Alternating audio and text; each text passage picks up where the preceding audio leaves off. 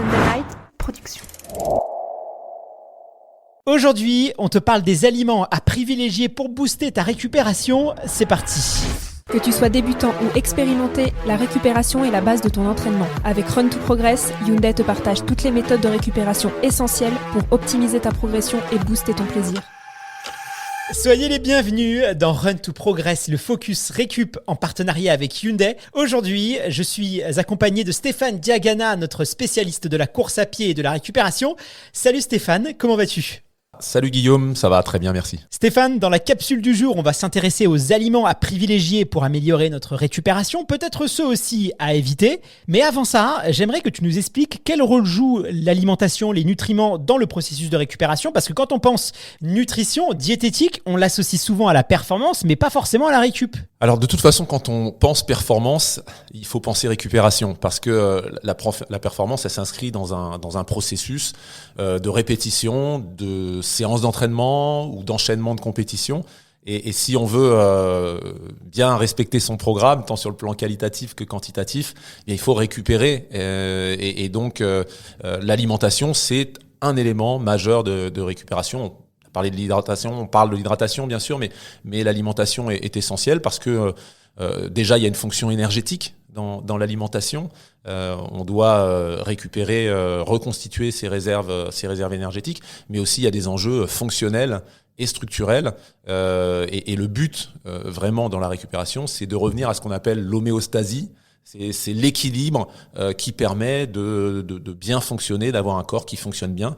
Et la course à pied, l'entraînement, la pratique vient perturber ces équilibres et c'est normal. Mais si on veut pouvoir enchaîner des compétitions, si on veut pouvoir retrouver ses moyens assez rapidement, eh bien il faut s'hydrater, se reposer et s'alimenter correctement. Alors justement, quand on pense course à pied et alimentation, il y a les pâtes, les féculents, les sucres lents. Là, on est plus sur la ressource énergétique. Et quand on pense récup, on pense protéines, qu'elles soient végétales ou animales. C'est grâce à elles qu'on arrive à bien récupérer. Du coup, déjà, on ne parle pas des légumes. Est-ce qu'elles ont un rôle dans la récupération ? Et est-ce que cette façon de penser, elle est exacte ? Est-ce que c'est vraiment la protéine qui va nous aider à mieux récupérer ? Alors, en termes parce qu'on peut parler aussi de vitamines et de sels minéraux, bien sûr, il y a des enjeux de ce côté-là, mais là, ce sont des micronutriments. Et dans les macronutriments, il y a les glucides, il y a les protéines, il y a les lipides. Et l'enjeu prioritaire, il est vraiment sur les protéines et sur les glucides, d'autant plus sur les protéines pour des sports à choc répété, avec des contractions musculaires que l'on appelle excentriques. Ce sont des contractions qui se font sur un étirement musculaire. Quand vous touchez le sol, votre mollet va amortir et donc va s'étirer, puis se contracter pour vous propulser. Et c'est pour ça que vous avez des courbatures. Parce que, à la différence du vélo, on est sur des sports à choc, des sports à contraction musculaire excentrique. Et là, il y a un petit peu de casse musculaire qui se produit sur les quadriceps aussi, les muscles antérieurs des cuisses. Et donc, de ce fait, on a un petit peu de lésion musculaire qu'il faut réparer. Donc, il y a un enjeu, un besoin de protéines à ce moment-là qui est assez important pour ces raisons-là, spécifiquement encore pour la course à pied par rapport au vélo, à la natation, par exemple, sur des efforts de même durée. Du coup, après un effort, que ce soit après un entraînement, une sortie longue, un marathon, un semi-marathon, tu nous recommandes vraiment de consommer de la protéine, si j'ai bien compris.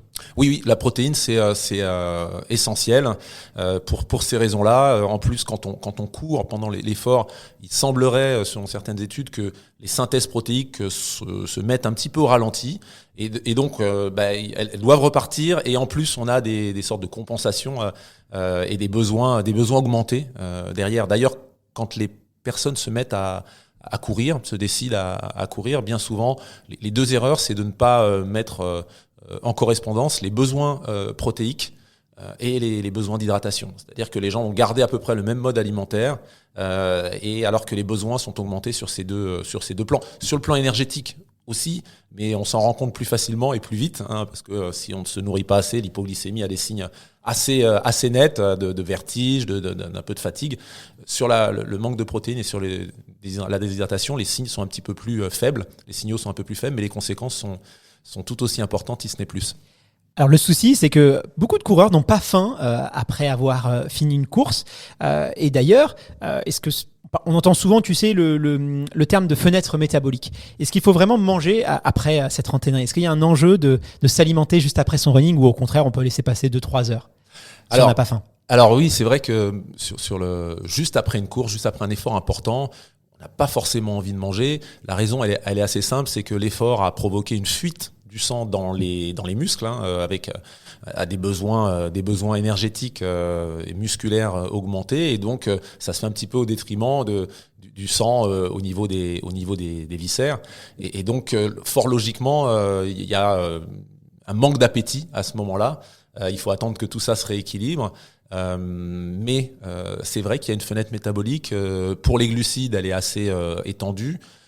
Pour les protéines, en revanche, elle est assez courte. La fenêtre optimum, c'est dans la première demi-heure. Il semblerait que on absorbe et on assimile beaucoup plus facilement les protéines. Il y a une meilleure efficacité de resynthèse protéique dans cette première demi-heure. Ça s'estompe un petit peu dans la suivante et beaucoup plus après. Donc la première demi-heure et la première heure est assez décisive pour reprendre des protéines. C'est pour ça que si on a du mal à manger en grande quantité, prendre des pistaches, prendre des amandes, prendre des cacahuètes par exemple.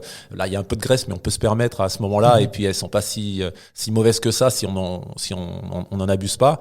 Ça peut être intéressant parce que finalement c'est assez concentré.